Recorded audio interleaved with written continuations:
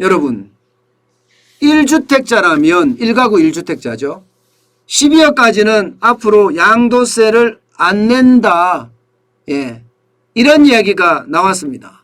아직까지 결정이 된 건 아니지만 이미 국회에서 여야가 합의를 했고요. 기획재정부도 이렇게 갈 수밖에 없다고 이야기를 합니다. 그래서 지금 현재 양도세 비과세 기준을 12억까지 상향 조정한다는 거예요. 여러분도 알다시피 2008년에 양도세 비과세 기준이 9억이었어요. 2008년. 그럼 몇 년 전입니까? 지금으로부터 13년 전인가요?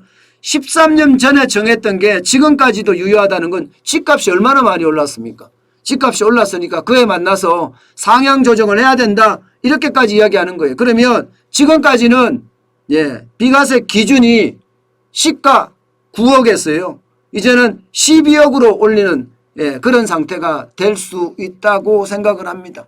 여러분 사실 양도세 여러분도 알다시피 엄청납니다. 엄청나요. 양도세가요. 1가구 1주택일 경우에는요. 1가구 1주택일 경우에는 기본세율이 적용된다고 이야기를 하지만 말입니다. 그 기본세율도 6%에서 45%입니다. 6%에서 45%. 적지 않잖아요. 적지 않습니다. 그런데 이게 비과세 기준이 두 채 만약에 내가 두 채가 있다. 아니면 세 채가 있다. 이러면 난리 납니다. 난리 나요. 두 채가 있으면 한 채를 팔 때 말입니다. 양도세가 71.5%나 되고요. 세 채가 있을 때는 82.5%가 됩니다. 그야말로 징벌적 세금인 거죠. 징벌적 세금. 그래서 1가구 주택에서만이라도 지금 국민들이 징벌적 세금을 줄여달라 이렇게 이야기를 했습니다. 그래서 지금 선거철 앞두고 그들끼리 합의한 거예요. 그들끼리 합의한 거. 여야 그들끼리 합의해서 12억까지 올렸습니다. 그런데 웃기는 거는 여러분 이제는요 집을 오래 소유한다고 해서 비과세가 커지는 건 또 아니에요. 여러분 보세요. 이게 장기 보유 특별공제 비율인데요. 지금까지는 보유기간 공제율과 거주기간 공제율이 있습니다. 두 개를 40% 최대를 해주기 때문에 80%의 장기 보유 특별 공제가 됐습니다. 1가구일 경우에요. 그런데 여당이 더불어민주당이 이렇게 새로 만들었잖아요. 그죠?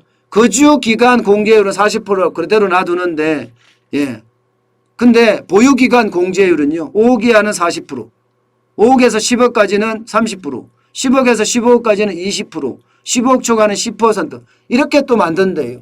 그러니까 이 사람들은요. 도대체가 부자들 노는 꼴을 못 봐요.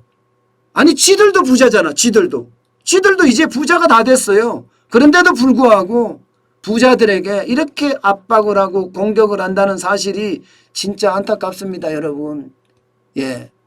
장기 보유 특별공제 1가구면 오래 보유하고 오래 사는 그 집에 살고 있다면 이게 장기 보유 특별공제는 해줘야죠. 많이 해줄수록 좋죠. 그래야지 국민들이 좋아하지요.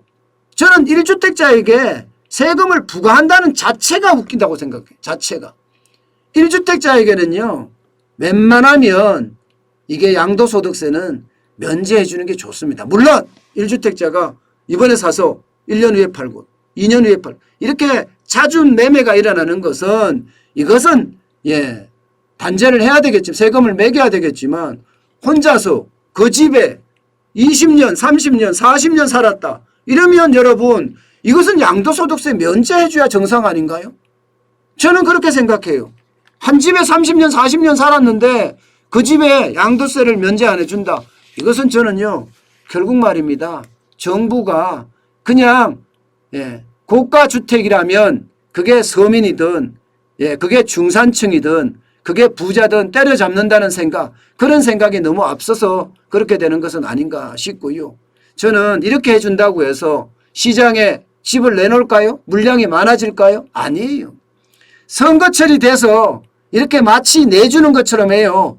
양도소득세를 낮춰줄 테니까 기준선을 9억에서 12억으로 올려줄 테니까 여러분들 우리는 선거를 위해 최선을 다합니다. 이렇게 보이지만 말입니다. 실질적으로는요. 시장을 안정화시키기 위해서는요. 2주택자, 3주택자 그리고 다주택자들에 대한 양도소득세를 줄여줘야 됩니다. 그래야지 시장을 어떻게 만들어갈 수가 있어요. 여러분 제가 말씀드렸다시피 현행은 1주택자도 마찬가지예요.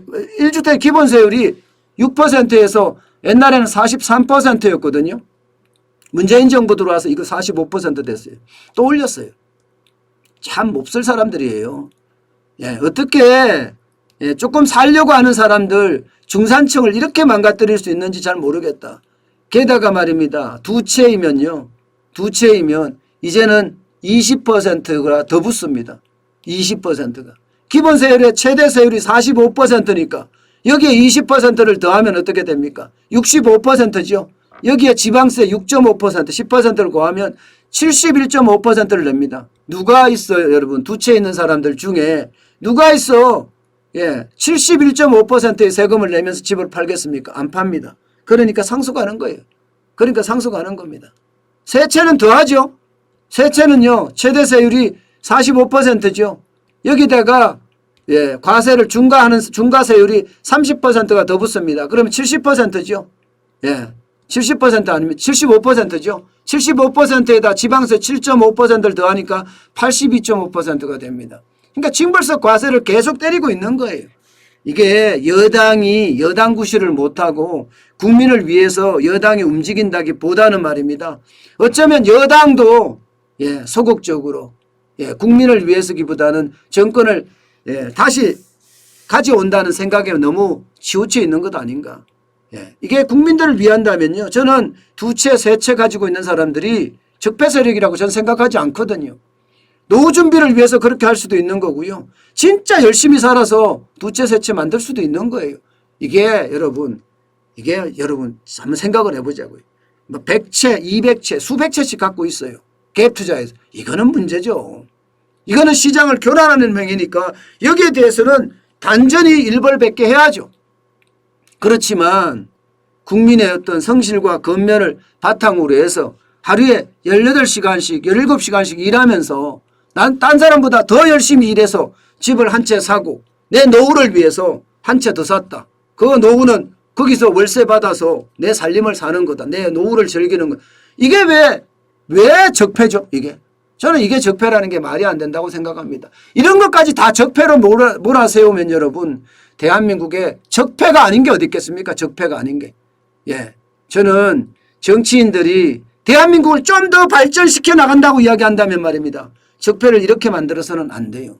적폐를 이렇게 계속해서 만들면 말입니다. 갈라치기밖에 안 됩니다. 어느 누가 있어 국가 운영하는 사람들이 나라 갈라치기를 합니까? 저는 이게 창피하고 또 창피합니다. 국민 갈라치기 하는 정부 문재인 정부밖에 저는 없는 것 같아요. 아직까지 제가 국민 갈라치기 하는 정부들 그렇게 많이 보지는 직접 당해보기지는 못했지만 지금 문재인 정부는 확실히 갈라치기 한다 그런 생각이 들어요. 그만큼 말입니다. 이게 국민들이 노력해서 성취한 결과물은 인정해 줘야 됩니다. 그게 올바른 정부고 그게 공정이고요. 그게 시장경제고요. 그게 자유민주주의입니다. 저는 그렇게 믿고 싶습니다.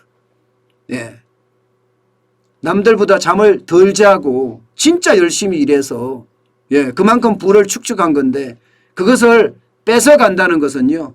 이제는요. 놀면서 정부만 바라보자는 이야기밖에 안 돼요. 그래서는 안 되잖아요. 대한민국은 열심히 일해서 어떤 결과물을 성취해가는 그 맛이 있어야 되잖아요. 그래서 대한민국 이 작은 나라가 전 세계 우뚝 선 나라가 된 거 아닙니까 여러분. 전 세계 우뚝 선 나라가.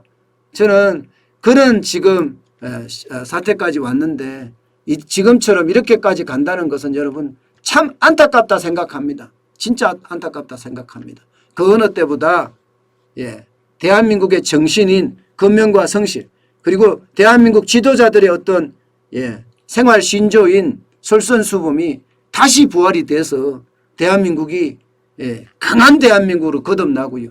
그 속에서 제조업이 더 강해졌으면 좋겠습니다.